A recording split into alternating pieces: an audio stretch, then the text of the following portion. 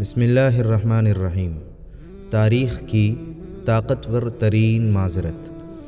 جب حضرت ابو ذر رضی اللہ عنہ نے حضرت بلال رضی اللہ عنہ کو کہا کہ اے کالی کلوٹی ماں کے بیٹے، اب تو بھی میری غلطیاں نکالے گا، بلال یہ سن کر غصے اور افسوس سے بے قرار ہو کر یہ کہتے ہوئے اٹھے، خدا کی قسم میں اسے ضرور اللہ کے رسول صلی اللہ علیہ وسلم کے سامنے اٹھاؤں گا۔ یہ سن کر اللہ کے رسول صلی اللہ علیہ وسلم کے چہرے کا رنگ بدل گیا اور آپ نے ارشاد فرمایا، ابو ذر، کیا تم نے اسے ماں کی آر دلائی؟ تمہارے اندر کی جہالت اب تک نہ گئی؟ اتنا سننا تھا کہ ابو ذر رضی اللہ عنہ یہ کہتے ہوئے رونے لگے، یا رسول اللہ، میرے لیے دعائے مغفرت کر دیجئے، اور پھر روتے ہوئے مسجد سے نکلے۔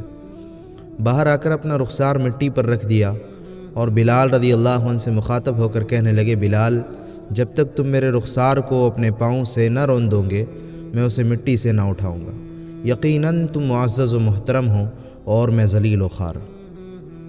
یہ دیکھ کر بلال رضی اللہ عنہ روتے ہوئے آئے اور ابو ذر رضی اللہ عنہ سے قریب ہو کر ان کے رخسار کو چوم لیا اور بے ساختہ گویا ہوئے، خدائے پاک کی قسم، میں اس رخسار کو کیسے روک سکتا ہوں جس نے ایک بار بھی خدا کو سجدہ کیا ہو۔